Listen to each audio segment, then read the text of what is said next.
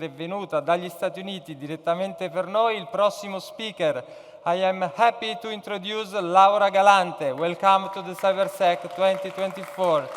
Director, Cyber Threat Intelligence Integration Center and the IC Cyber Executive of the Office of the Director of National Intelligence. The stage is yours.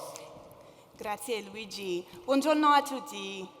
Cambio in inglese, mi dispiace, il mio italiano non è molto bene in questo momento, ma let me take a second to tell you a story. This story starts in Texas, okay? And it happened in January. It's easy in a conference like this to forget how the people who have to defend networks struggle every day. In this story, I will tell you what has happened recently in the US and the moment, the inflection point, that we are now facing in terms of cyber threats to US critical infrastructure. So back to Texas. In the middle of January, an operator, the person in charge of a water system at 2 small towns in Texas, started to get some calls. People called in and said, why is the water overflowing from 2 different tanks from this water system? The operator logged into his system and started to see that things had gone very wrong. This wasn't a drill. This wasn't an exercise. Water was overflowing. His plant was in trouble. He took his systems offline. Several hours later, a group calling themselves the Cyber Army of Russia Reborn, a Russian hacktivist group, claimed these attacks publicly on Twitter, now X. Right? When they claimed this attack, they said exactly what they had done, which we were able to verify. They had overflowed those water tanks. What does this mean? Is this the cyber attack on critical infrastructure that we've been talking about for 2 decades? Is this a change in the threat landscape that we're all looking for? I would start to say yes. Let me add one more story. And this one comes from across the US, but is focused on a small island in the Pacific called Guam. It's one of the US's territories that's key to how the US would be able to deploy our military or general additions to help in the South China Sea. In this story, discovered by the US private sector last year in May, critical infrastructure targets, especially in Guam, had been compromised by the Chinese government, by the PLA, the Chinese military. For 10 years, we've seen the PLA go after a variety of targets for intellectual property theft, to steal data and blueprints, but this was different. This was on critical infrastructure, and the access, the pre-positioned access that the PLA, that the Chinese military had, would allow for a cyber attack far more disruptive than what I just walked you through that happened in Texas. And let me tell you one more story.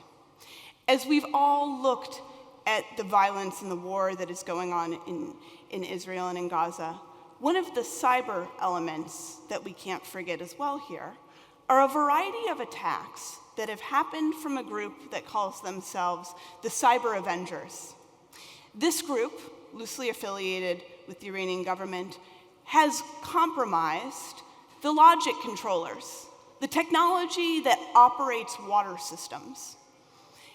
When they compromised this Israeli company's water systems, the effect that hack on that logic controller had, once again, did something in the last few months that we had not seen before on US critical infrastructure. That Israeli company's logic controller was inside the water systems at multiple states in the United States. And it was able to change, and operators had to take offline their own systems so that the water would be protected in a variety of states and municipalities. These are the real-world effects that are happening with cyber attacks on critical infrastructure. This is no longer something that nation states and criminals are thinking about. This isn't the planning that we've seen by the people writing the code in malware for the last 10 or 20 years here, when they have postulated, when they have thought about how do I attack a system. This is now the point where we have seen proof that those attacks are happening and that actors are willing to cross the line that for so long we've been discussing, attacks on critical infrastructure. So what does this inflection point mean for all of us here today, who are charged with securing networks across Italy, across the US, and more? What do we need to think about as we've reached this new frontier in how threat actors, state or non-state, criminal or intelligence service, are willing to act in cyberspace?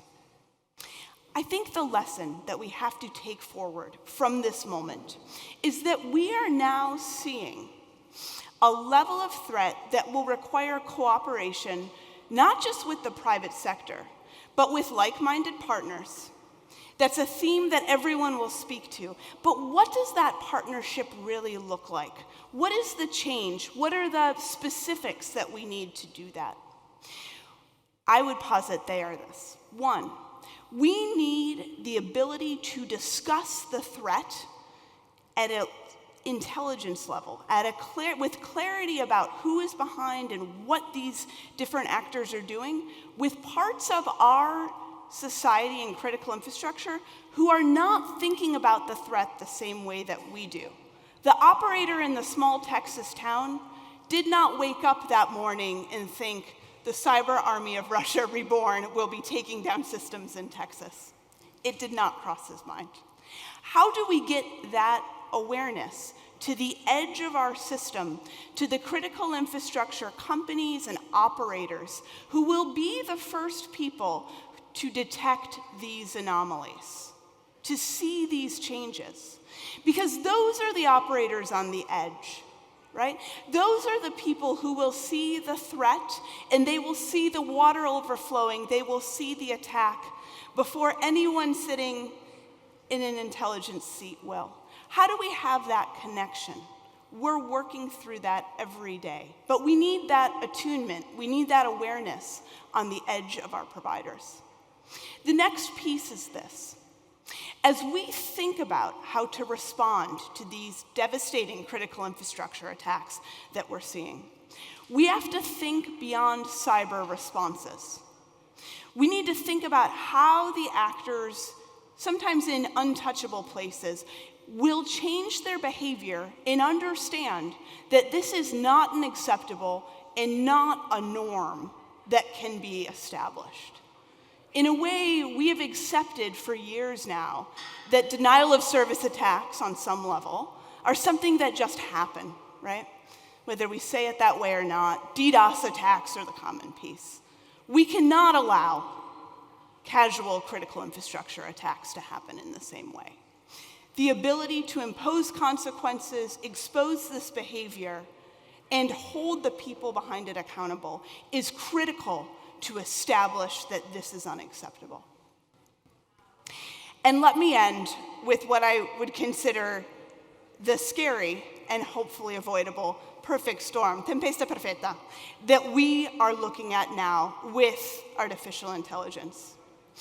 Not only does artificial intelligence that's been used for years to identify the different ways and vulnerabilities that bad actors can use to get into infrastructure, not only is that something we've seen for years, but we're now seeing a level of integration of artificial intelligence in the reconnaissance efforts of actors, in the vulnerability discovery way that actors are understanding what they can get into, and then third, in how the tactics, how the code writing, how the ability to use their tools can play out better in a victim's environment. These are ways that artificial intelligence is helping adversaries, bad actors, refine their tool set, improve their tool set.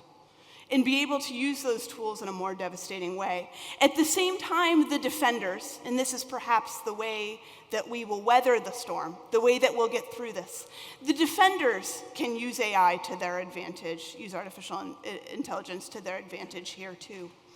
In that case, the defenders are going to be better able to look across the landscape and make sure that operator in Texas or that person out in Emilia-Romagna in charge of some part of the electric grid is able to use AI to better understand the vulnerabilities in their own systems. So we must use the advancement that we have in this moment to build that in for our defenses as well. Thank you very much. Un grande applauso a Laura Galante per aver condiviso le sue analisi sulle minacce cyber. Ti vorrei chiedere in italiano, e quindi anche una tua risposta in italiana, un commento su questa nostra conferenza, anche per raggiungere un engagement completo con la nostra audience, perché sei stata davvero molto diretta e molto efficace. Sì. E grazie per l'opportunità, prima di tutto, ma penso che questa conferenza è un'opportunità per la collaborazione in un senso grande, perché ci sono molti gruppi strumentali per questa difesa. E in un senso il settore privati e anche i governi devono lavorare tutto insieme per affettare queste minacce. Grazie mille a Laura Galante, è stato un piacere, grazie mille.